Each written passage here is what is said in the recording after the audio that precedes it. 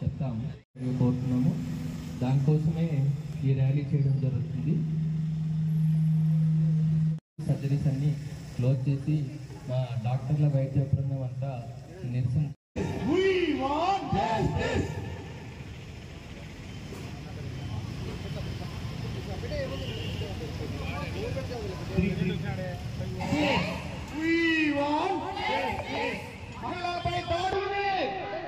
అరికట్టాలి.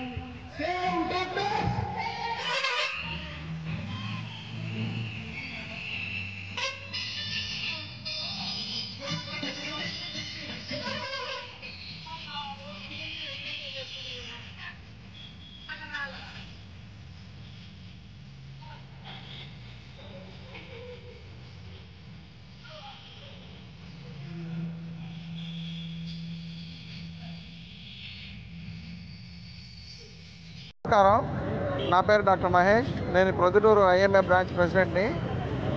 మీ అందరికీ కూడా తెలిసిన విషయమే, ఈ మధ్య 9వ తారీఖు కలకత్తాలో ఆర్జీకర్ మెడికల్ కాలేజీలో ఒక వైద్య విద్యార్థిని దారుణంగా గ్యాంగ్ రేప్ చేసి చంపేశారు. కాలేజీ లోపలే జరిగింది, అది కాలేజీ ప్రెమిసెస్ లోపలే జరిగింది.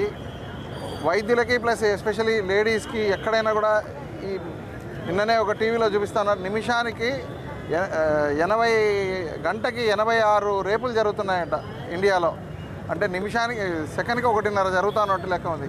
ఇంత దారుణమైన శాంతి భద్రతల పరిస్థితి కూడా వస్తూ ఉంది.